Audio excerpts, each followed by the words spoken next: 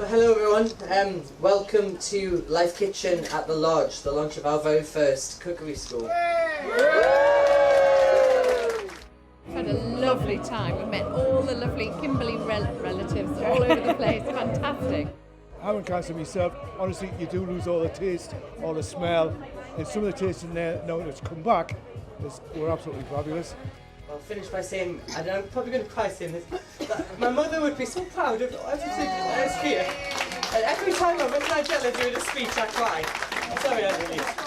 And I just really think that everything that we've achieved here is wonderfully special. The kitchen's absolutely fabulous, so I'm looking forward to going back. I hope it's a great success. It's been absolutely brilliant what Ryan's done, and it's a great addition to the park, and I think what he'll do in Sunderland through this project and through this charity will be amazing. So I just want to raise a toast to Krista Riley and who this is in memory of.